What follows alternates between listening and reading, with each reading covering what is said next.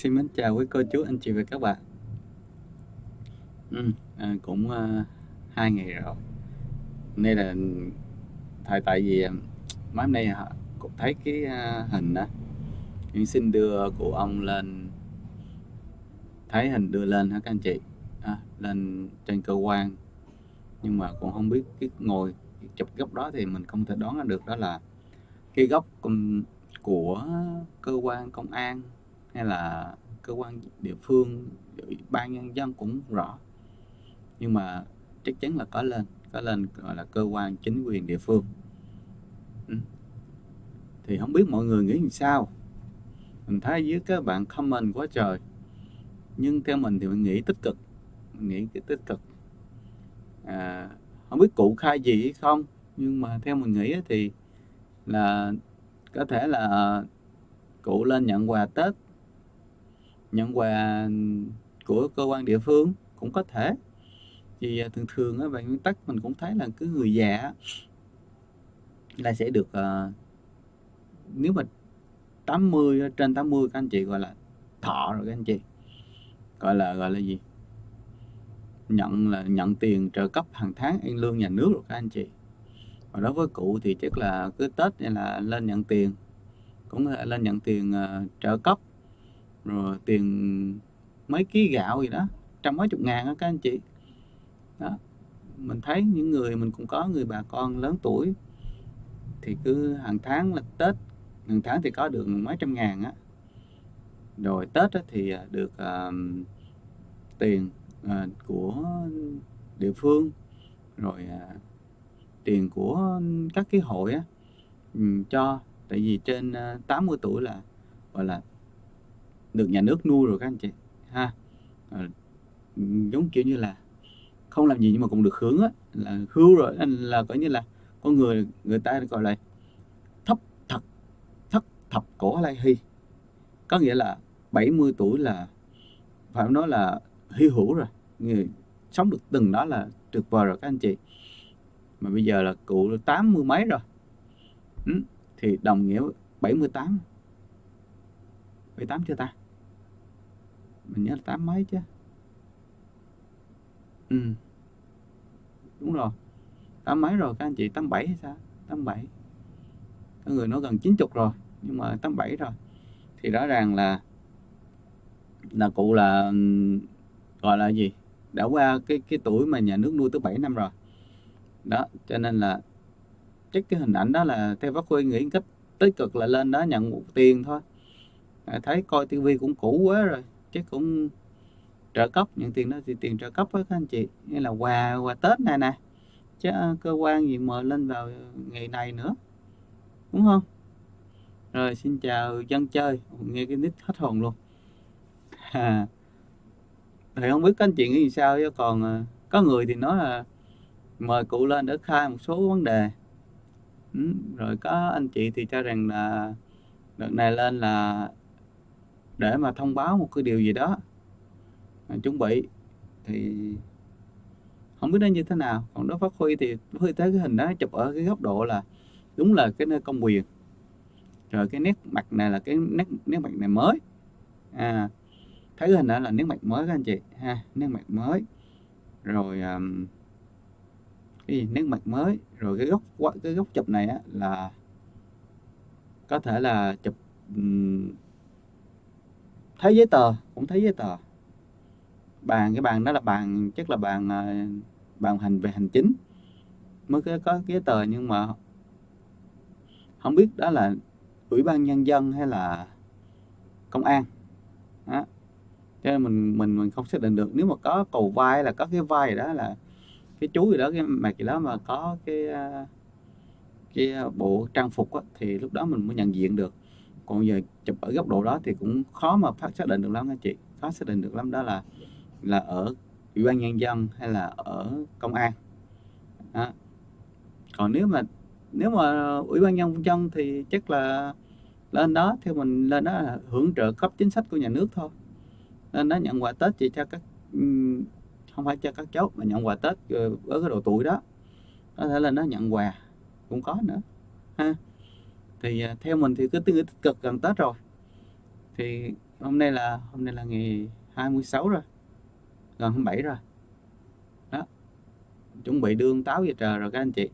Đương táo, rước táo về rồi, về lại là Trần gian rồi, cho nên là giờ này công an cũng không phải bận bịu gì, cuối năm rồi, cho nên là cũng không nghĩ tới việc mà công an mời lên đâu, liên quan tới vấn đề khác đâu, lên tới những cái đơn tố cáo đâu. Nhưng mà tôi nghĩ rằng là chắc cái ở gì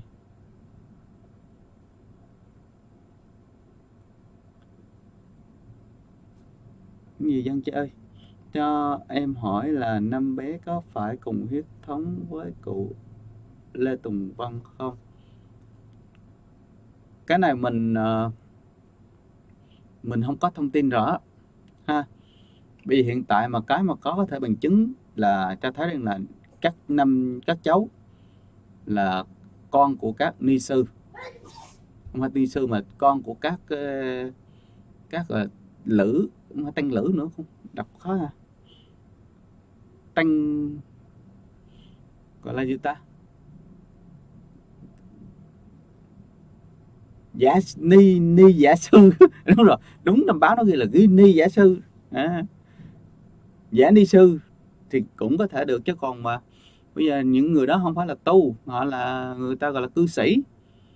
Nếu mà gọi là có cuộc sống tu trì thì mà không có thuộc ấy thì là tu sĩ, cư sĩ chứ.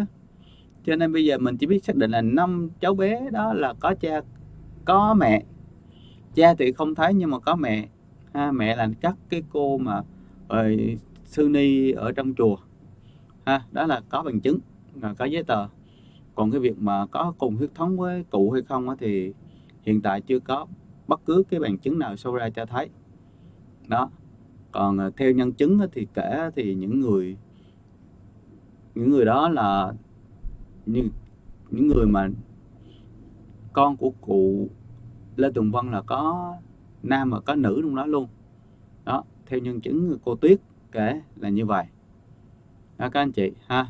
Người ở trong đó thì họ kể là như vậy. Thì bây giờ mình chỉ có cái thông tin đúng là như vậy thôi ha, chứ mình không có thông tin nhiều hơn. Thì mình chỉ xác định là bao nhiêu thông tin đó thì mình có thể dẫn chứng được là xác định là như vậy. Còn bây giờ hiện tại là 5 bé đó có huyết thống hay không thì nếu mà suy hai chiều, thứ nhất là từ cái giấy xác thực của một cái giấy chứng sinh, cái giấy chứng sinh nó khác cái giấy khai sinh nha, thì rõ ràng có bé là có mẹ là những ni ở trong đó, gọi là ni thôi, ni cho dễ quen, như các cái chị gọi là các cái chị ở trong đó ha, các cái chị ở trong đó. Rồi các cái chị đó hiện tại bây giờ là theo cô Tuyết là người ở trong đó ra thì nói rằng là có, là những người đó là con của cụ, có nữ và có nam luôn.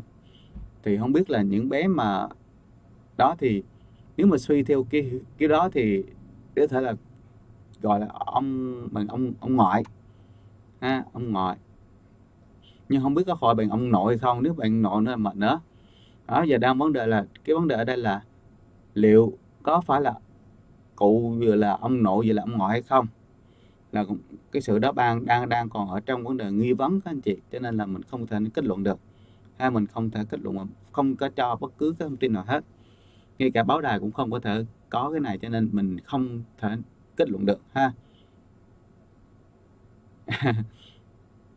Cho nên là suy ngược như vậy, mình suy là suy từ cái có bằng chứng, suy ngược trở lại.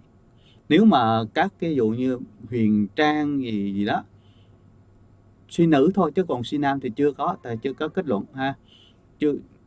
Suy nam suy từ nam ra thì chỉ là chỉ biết là cái Nhất Nguyên Hoàn Nguyên theo lời cô Tuyết cỡ đó là những con của cụ đó. Thì còn mà rồi các cái nữ nữa ha, nữ gì Huyền Trang rồi gì Trang rồi Xuân gì đó là con của cụ. Thì mình chỉ biết tới mức độ là đó là lời khai của nhân chứng sống. Còn mà theo giấy tờ thì các cháu là có mẹ là những người đang sống ở tại ở tại là gì Bồng gì, tự nhiên cái quên tên mất tiêu rồi, Thiên Anh ở bờ vũ trụ. Dạ xin chào Dung Mỹ. Thì đó là vậy cái ha. Cho nên là bây giờ mình không có cái căn cứ, mình chỉ dựa vào cái đó mình có thể suy ngược, từ đó người ta mới nói suy ngược ra, từ cái dẫn luận đó ha, từ cái dẫn luận đó suy ngược ra là cụ có mối quan hệ, nếu dựa trên các cái chứng cứ đó thì cụ có mối quan hệ với các cháu ha. Nhưng bây giờ hiện tại là gọi các cháu của cụ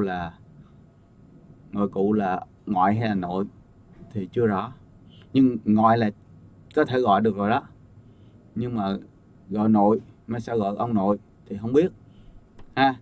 Nếu mà đúng ra các cháu gọi bằng đúng ông nội nữa mới là chuyện lạ nữa, mới là bắt đầu có vấn đề ha. Vâng, mà vấn đề đó đang kiểm chứng và đang điều tra, cho nên mình không thể biết được ha. Thì chỉ trả lời như đó thôi ha dân chơi. Rồi mình quay lại cái vấn đề là bây giờ hiện tại đó thì không biết các anh chị thấy cái hình của cụ ngồi ở trên cơ quan chính quyền địa phương, thì không biết là anh cụ khai hay là cụ nhận quà thì mình không rõ, nhưng mà theo cái tư thế nhìn đó thì chắc là cụ lên cụ xin năn nỉ nhận quà. Thấy không rúm ở trong cái la nữa, không la ó nữa, nói chung là không khác với hình ảnh mà cách đây 1 tháng mình xem, lúc mà cái này lại không liên quan tới tới mình mà lại cụ làm dữ dội đó. Đó là cái chuyện mà bé Jimmy đi được công an mời lên đó, không biết đợt này không biết có mười mấy người đi lên theo, không không thấy, cũng không thấy quay phim, mà cũng thấy không có thấy chiếu lên, cho nên cũng không biết. Đúng ra đợt này phải là mười mấy người đi theo thì mới đúng các anh chị. Theo Phát Huy là nên mười mấy người đi theo mới đúng, đi hết Tỉnh Thất Bồng Lai lên mới đúng, chứ còn không thể nào mà đỡ một mình cụ đi như vậy ha. Không thể một mình cụ đứng như vậy, phải đứng mười mấy người nữa, phải hết Tỉnh Thất Bồng Lai đi mới đúng, thì mới đúng. Còn cái chuyện mà hôm bữa mà cụ Diễm My mà lại hết Tỉnh Thất Bồng Lai đi, thấy hơi nghịch lý chỗ này. Thì mình chỉ thấy nó hơi nghịch lý cái chỗ là cái chuyện này liên quan tới cụ, mà một mình cụ không thấy ai hết, cũng thấy la ó ra ó đúng hết, mà trong cụ ngồi rất là khép nép, không có hoành tráng nữa, không thấy ai bái lạy nữa, giống như ở nhà đó. Mà bây giờ cái chuyện của Diễm My á, cái chuyện món đồ của Diễm My á, thì đúng ra chỉ cần một Diễm My thôi, vì nói Diễm My lớn rồi, Diễm My tự quyết định cho tương lai của mình, Diễm My đi đâu cũng được đó, thì lại không thấy, thì lại thấy quá trời người đi theo và la ó tùm lum hết, rồi nhĩ định đặt ra đó ha, rồi làm xáo trộn cả một cái vấn đề, nhiều chuyện, rồi gây phản cảm cho nhiều người, thấy vậy kỳ quá á. Còn đợt này sao thấy im ru không thấy gì hết, mà trong đây là liên quan trực tiếp tới cụ đó, cái này chắc chắn là liên quan tới trực tiếp, không biết chuyện gì.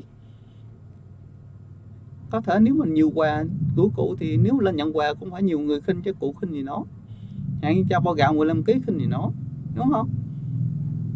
Thường Tết thì hay cho quà mì tôm rồi vậy đó, thì nếu cậu cụ lên cơ quan chính quyền địa phương thì nhận quà Tết thì sao khinh nổi, đúng đâu, phải cả Thiền Am đi lên để bảo vệ ông chứ. Còn nếu mà ông lên đến gặp công an á thì cái này càng bảo vệ nữa, vì ông là nhân vật chính, gọi là chính yếu nhân nha, gọi yếu nhân của Thiền Am bên bờ vũ trụ, từ yếu nhân luôn đó, đúng không? Thứ nhất là liên quan tuổi tác cũng là yếu nè, rồi người quan trọng nè, người quan trọng nhất của Thiền Am bây giờ, người quyết định mọi chuyện của Thiền Am bây giờ là yếu nhân còn gì nữa. Vậy mà không thấy ai lên bảo vệ cụ hết, không một ai hết, không thấy quay phim chụp hình có nhiều người đi theo gì hết.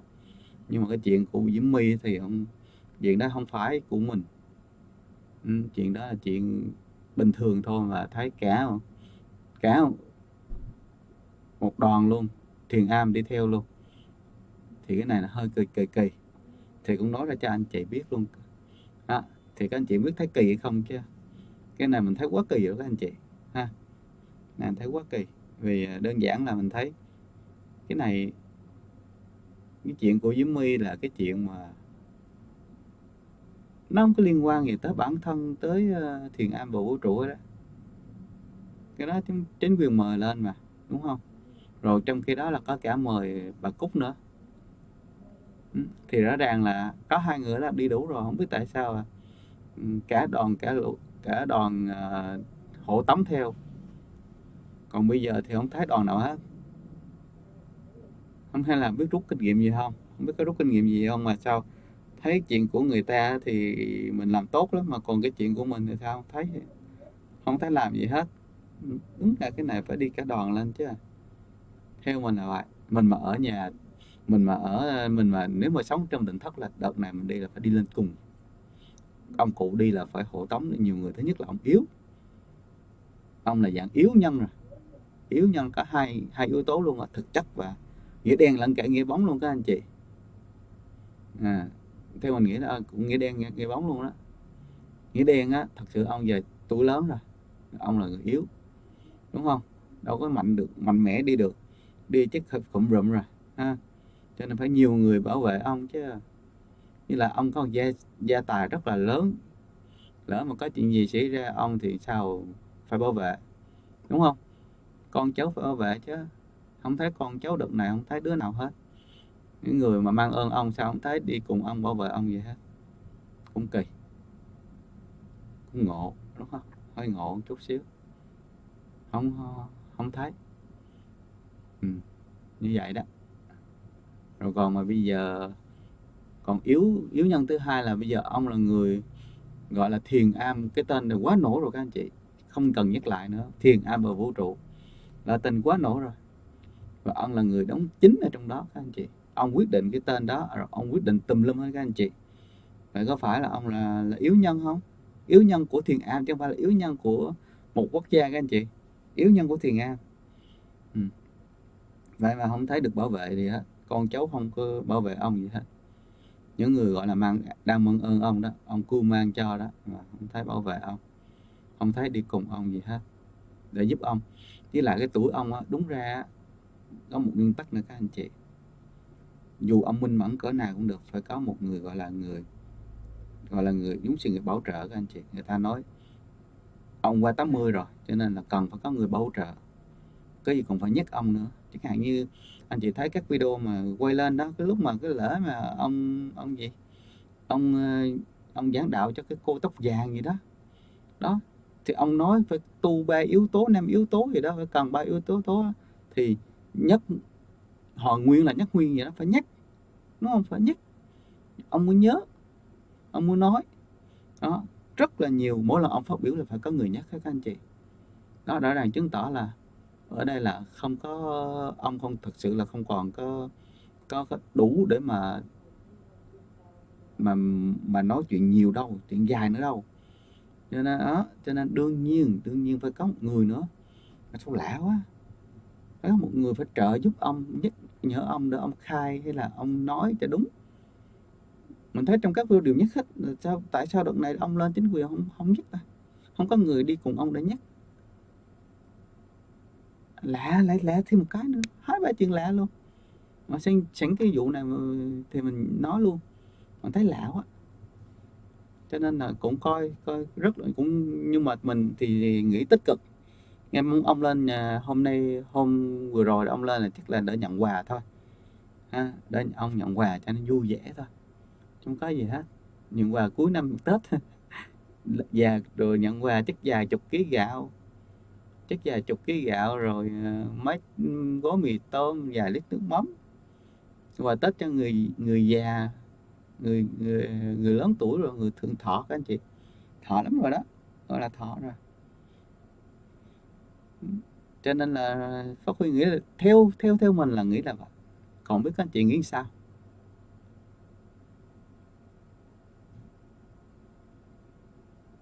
Cảm ơn Hải Dương và cảm ơn Châu Long.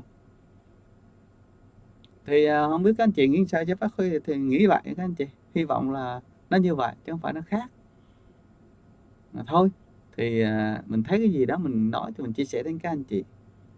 Rồi không biết các anh chị thì có ý gì không à? Anh em lên chia sẻ với các anh chị một tí. Anh em thấy có 1, 2, 3 người à. Rồi có 30 mấy người, 37 người để thấy 40. Mà không thấy, giờ không biết các anh chị có ai có câu hỏi gì không? Nếu không thì em cũng xin phép dừng cái buổi livestream hôm nay để chia sẻ về cái hình ảnh mà vừa rồi tại ngày hôm qua em định nói rồi, em định chia sẻ với các anh chị rồi, nhưng mà ngày hôm qua em có việc đó, cho nên hôm nay em lên chia sẻ với các anh chị cái thông tin như vậy. Không biết là các anh chị có đồng ý với cái ý kiến của em không nhỉ? Rồi, rồi không có anh chị nào hỏi nữa hả? Rồi nếu vậy thì em xin phép dừng cái buổi chia sẻ hôm nay. Hẹn gặp lại các anh chị trong buổi chia sẻ tiếp theo của em trên kênh Hello Sài Gòn. Và đương nhiên chúc các anh chị một buổi tối ngon giấc nếu ai ở cùng múi giờ với Việt Nam. Và đương nhiên múi giờ trái lại thì đó là một ngày bình an lành ha các anh chị ha. Nếu nửa vòng trái đất thì chắc là đêm rồi. Chúc sức khỏe và thành công. Rồi cảm ơn Hải Dương rất nhiều. Mình cũng xin chúc Hải Dương một năm mới. Đầu tiên là sức khỏe. Rồi có sức khỏe xong rồi thì mới gọi là gì? Khi mà khỏe, tâm khỏe ha. Sức khỏe đây nó có cả luôn nha các anh chị. Tâm khỏe nè, trí khỏe nè, gọi là rồi gọi là thể trạng khỏe nè, thì nó có rất là nhiều cái khỏe. Thì mình xin chúc cái đó nó sẽ chúc cái vấn đề sức khỏe đó là khỏe trong ba mặt các anh chị ha, tâm thể trí ha các anh chị. Thì lúc đó mình mới có một cái sáng suốt. Và đương nhiên cái gì mà nó khỏe thì các anh chị sẽ có nhận tất cả các cái luồng tích cực nó đến. Pháp Huy tin rằng là các anh chị có cái đó là sẽ có mọi thứ. Nếu mà có cái mọi thứ mà không có cái đó coi như là xong ha các anh chị. Cầu chúc các anh chị có sức khỏe trong năm mới và cả một năm an lành là điều mà Pháp Huy rất mong muốn gửi đến các anh chị cách chung nhất và riêng gửi đến cho Hải Dương. Rồi xin cảm ơn các anh chị, hẹn các anh chị trong buổi chia sẻ tiếp theo nhé. Xin chào.